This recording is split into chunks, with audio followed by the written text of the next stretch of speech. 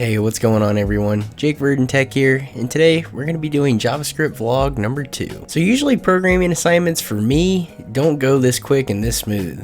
I mean, a lot of the professors that I've had in the past, a lot of classes I've taken in programming, online or in person, they don't have as much assignments out there, but the assignments they do give you take much longer. But luckily for this one, it wasn't too crazy of an assignment, so we were able to move through it pretty quick. And this one just had to do with Bootstrap more. I think that a lot of this course, even though it's a JavaScript class, most of it is going to deal with Bootstrap. So the main things we're going to be going over in this video, guys, is mostly to deal with Bootstrap 4. We are going to be going over importing Bootstrap 4, also how to embed a video that's responsive in Bootstrap 4, and then going over some of the classes like containers, how you can make certain section elements in your code visible and invisible. So for this assignment, we were assigned to make a very mobile friendly responsive web page that houses a company logo of some sort, and then it also has a link in the navigation bar. And then he wanted us to embed a video, and making sure that the video was also responsive and could fit on mobile devices much easier. Alrighty guys, I'm going to shrink up this screen and show you what's on the big display as far as the code goes, and we're going to jump right into it. Alrighty guys, so here on the screen you can see this is all the code we have. Over here on my left we have all of our HTML, which looks pretty good, pretty simple. There's not a whole lot to this assignment. And then over here on the right we have all of our CSS code, which is even simpler just because we're using Bootstrap 4, which is its own embedded CSS, which has plenty of styling for what we needed, and it was kind of the point of this assignment. So just to give you guys an idea, let's see, this is what we were supposed to create. So the main things to do with this one, we have a navigation bar up top with our typical company logo, which in this case is Daytona State College. And then we have a navigation item, which usually wouldn't be located like that, but in this scenario it was. So one of the main things he wanted us to do is, as this got smaller, you can see where our navigation search 1 and search 2 changes from being up top here down below the nav to make it more responsive. And then as you can see with that too, our video shrinks to whatever size we need. So this does work. This is what he wanted, but the video link he gave us was old and no longer available. But this will give you guys an idea. We can even change that link after if we need to. So I'm just gonna minimize that for now. We'll be referring back and forth to it quite a bit. So starting off, we're just gonna kind of look at right here.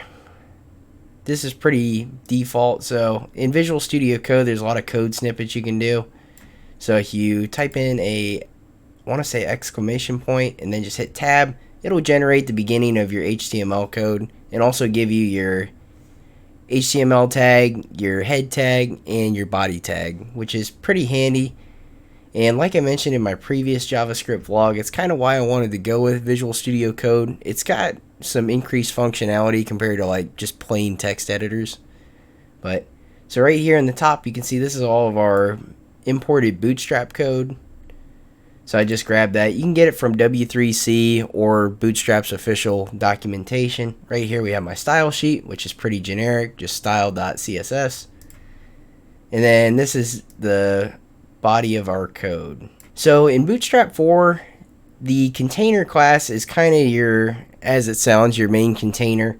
One thing I definitely want to show you guys when I first started doing Bootstrap 4. So as you can see in this page does stretch all the way across. You can see from one side to the other. But if we don't have container fluid, if I just put container and I save that, you'll see it doesn't fit the whole page. So if you want it to fit your whole page, you're going to do container fluid.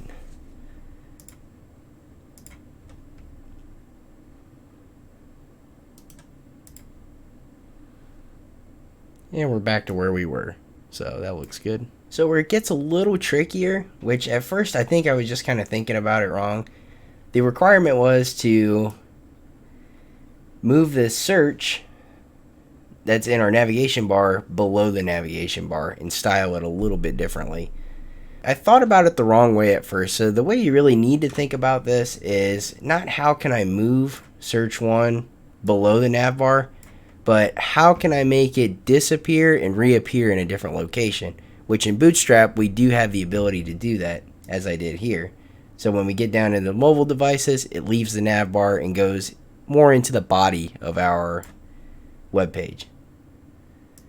So to kind of show you guys, so the way we achieve this is actually, it starts right here in this div class, which is the COL medium 3, which is our search number 1, which is going to be this guy right here. So we give this div tag a few attributes. First one's going to be dnone, which is in the visibility attributes of Bootstrap 4.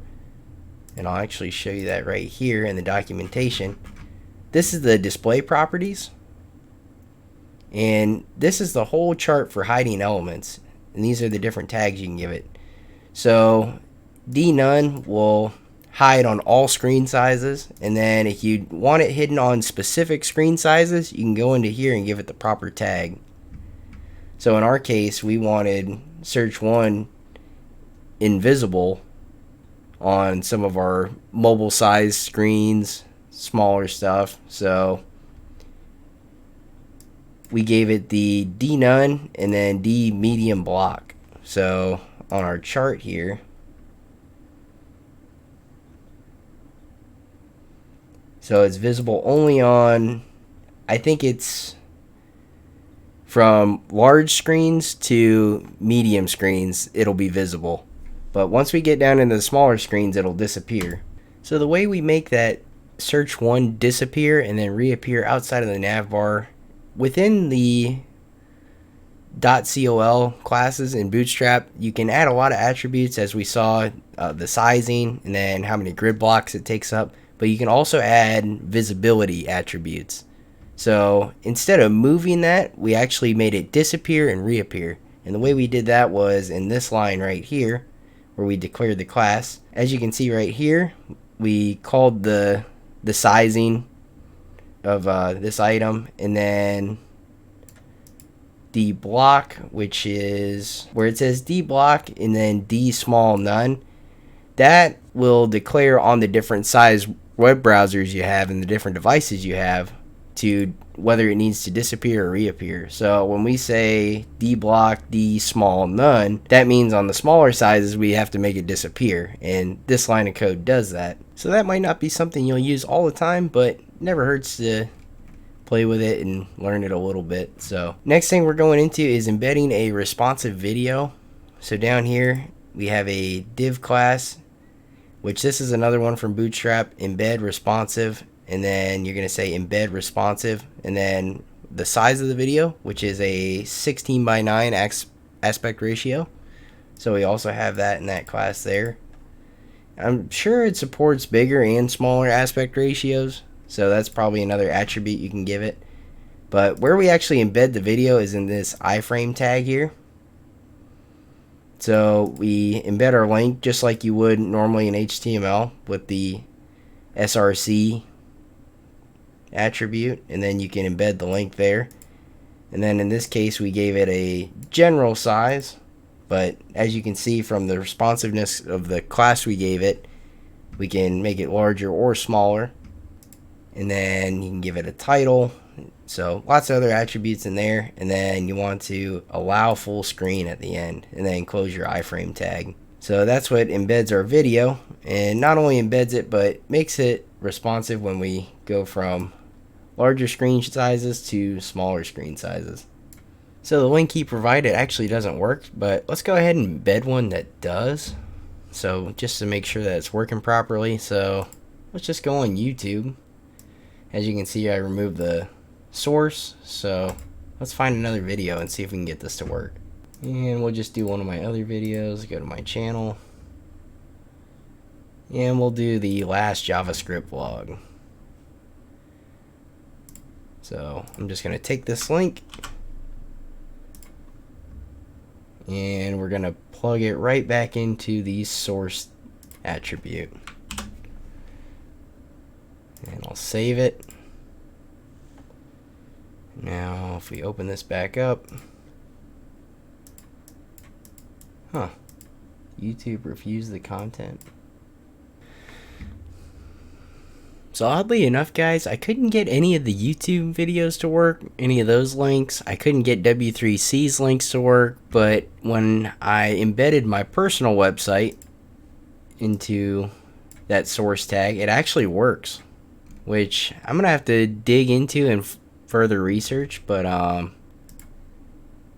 yeah, this is, whenever it gets to something YouTube related, it just doesn't want to work. So I'm gonna have to, I don't know if there's something else I need to import as far as a script class,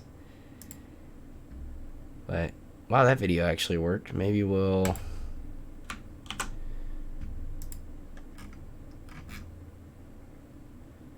let's try this out. And still nothing. So I'm gonna have to look into that, guys, for sure. But it's really weird that my site will actually show up in that iframe tag, because when I go and run this, I have my full website actually inside of this web page I created, which is super weird. And it's like everything too.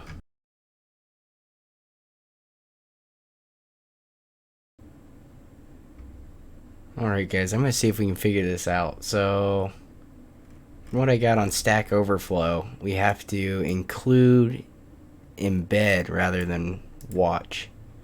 From what one of the guys said here on this post, since somebody had the same issue. So, let's give that a shot.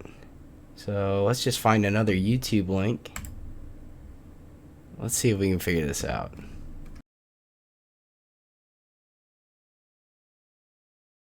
Guess it doesn't matter. I can pick any of these. Pick the old Jay's 2 cents. So now,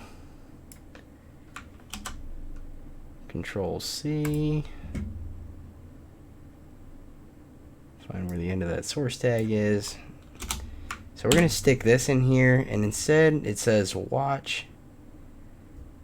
We're going to try,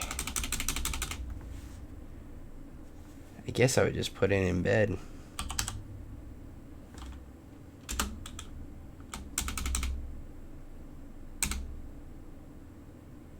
No, that's not gonna work.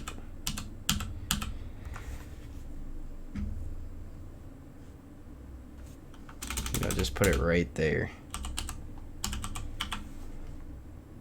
Maybe that'll work.